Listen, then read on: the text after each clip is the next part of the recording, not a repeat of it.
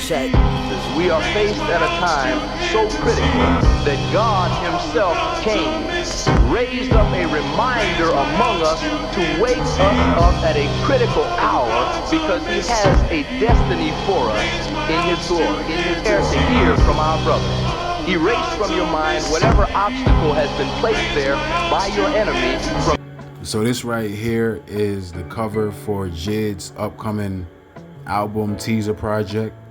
You know, it's for his upcoming album, God Does Like Ugly, but this is like a teaser project, and it's called The Prelux.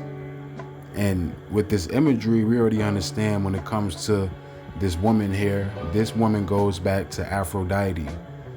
And constantly they push these things when it comes to the veneration system, when it comes to their belief system. They worship the pagan gods. The pagan gods and goddesses, they worship them. You hear it in songs, you see it in music videos. The motif, they push it hard. And in these last days, it's only going to be revealed even more. You know, and to the ones that's in the know, it's just a reminder. We already understand. It speaks to these times. They worship the pagan gods and goddesses. And all that speaks is Luciferianism. All that speaks is contrarianism when it comes to, you know, where they stand on the other side as opposed to the righteous side. You know, they push it and it's contrary to the standard and the laws that was set by the Heavenly Father, the God of Israel, the one true God. It is what it is. So as you can see with this imagery, you know, they cover their bases when it comes to the inspiration in regards to what this woman represents, that going back to Aphrodite, obviously giving off the vibes of Aphrodite, as well as Amphitrite, who is the goddess of the sea, going back to Eve, because the goddess of the sea is parabolic, is metaphorical.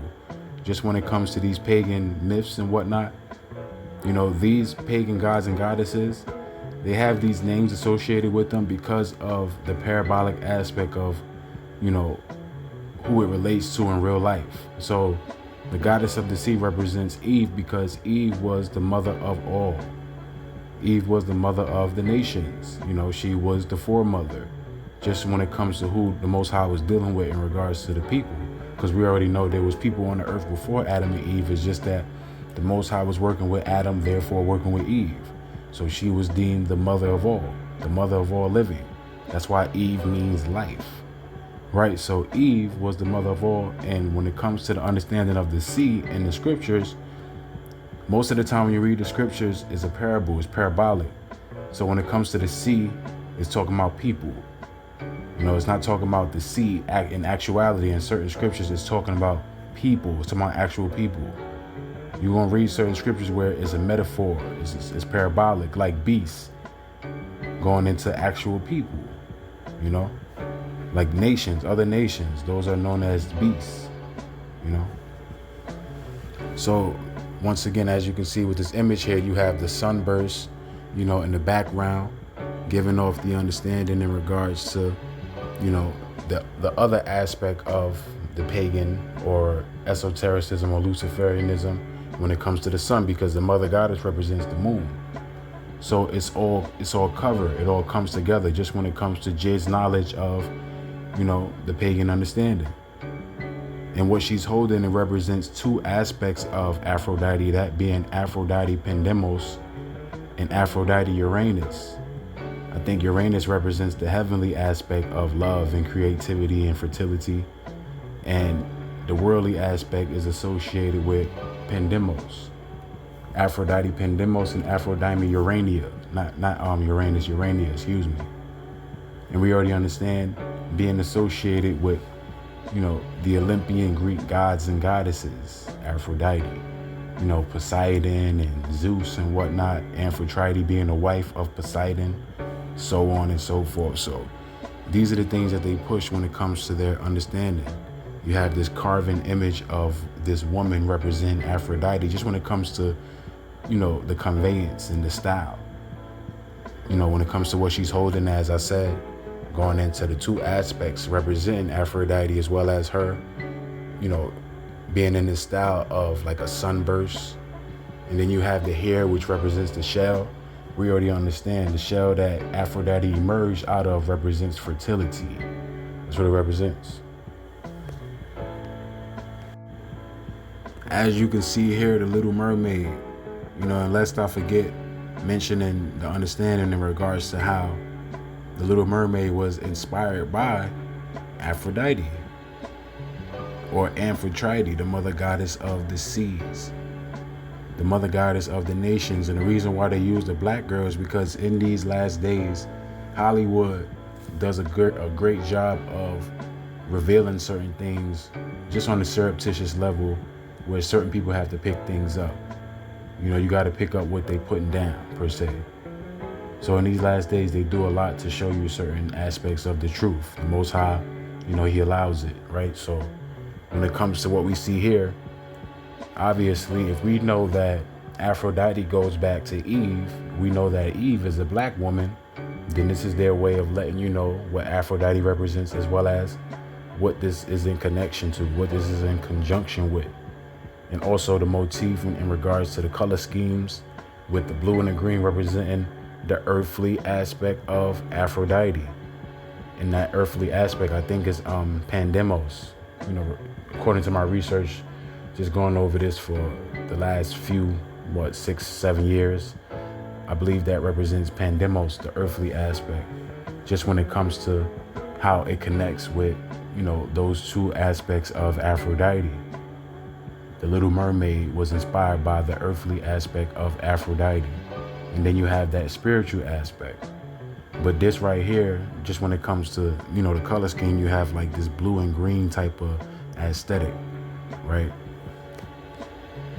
This does it more justice just when it comes to the color scheme, like this like blue and green type of aesthetic. You see some purple in there, but the blue and green representing the earthly, like the natural element associated with the so-called black woman. We already understand that so-called black people are the natural people, right? So this is just the inspiration going back to the mother goddess, the idol, the pagan goddess, not, a goddess in general. We already understand that there's no such thing as a goddess. There's only one true God, and that's it. The Most High bless so-called black woman, but there's no goddess. So just trying to make the point of these connections and how it's revelatory, especially in these last days. This is something that we've already been accustomed to understanding, but Hollywood is revealing it more and more in these last days. All right, so we're in Daniel chapter 7. I just wanted to make the point of the seed, the understanding of the metaphor in regards to the nations. So in Daniel chapter 7 and verse 2, it says, Daniel spake and said, I saw in my vision by night, and behold, the four winds of the heaven strove upon the great sea.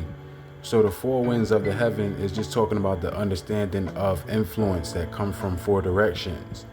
And when we understand the beast is going into the metaphor for, the kingdoms and whatnot, so on and so forth. But just wanted to bring home the point of the sea. This is going into nations. Let's get another one to really, really bring home the point. Let's get it so we can certify it. All right, so we in Revelation chapter 17, starting at verse 15. And obviously, this is very fitting because this is Revelation. In these times, we're going to live out the book of Revelation. These revealing times. And it's much more layered than what we understand. But we already know, just based off of the little inklings of clues that the Most High blessed us with, we see that, yes, we are living out these last days, and it speaks to the book of Revelation. So in Revelation chapter 17, verse 15, it says, And he saith unto me, the waters which thou sawest, where the whore sitteth. We already know the whore represents, Babylon, this world, specifically America, the whore of Babylon, the mystery goddess, right? And he saith unto me, in the mystery, that's in reference to the Babylonian mystery school system, also in which Paul alludes to as well. The mystery of iniquity. It all goes back to that. That's what it all goes back to, right? And he saith unto me, the waters which thou sawest, where the whore sitteth, are peoples. So the waters is letting you know is going into peoples. So John is letting us know that the waters represent people, right? It's a metaphor for people. peoples and multitudes and nations and tongues. So it's just going into the understanding of different cultures, ethnicities, so on and so forth, different nations of people. That's what the waters represent. That's what the sea represents. Just when it comes to certain, parables in the scriptures, because sometimes the sea is just the sea, but for the most part, it's going into the metaphor regarding people. And also when it comes to Eve, and how she's the mother of living, that's in conjunction with the understanding in regards to how, the pagan mythologies, they pretty much mimic what the understanding of the scriptures are. So this is how we get the understanding regarding the connections between Eve and how she represents Aphrodite, or, vice versa. Because it was told to Adam and Eve that they would be as gods, right? If they eat of the fruit, that they shall have their eyes open, and they shall be as gods. That's what that represented. That represents what we understand in regards to the mythologies and how they connect with those people, Adam, Eve, as well as those people that was on the earth, known as the Atlanteans, or the antediluvian forebearers, right?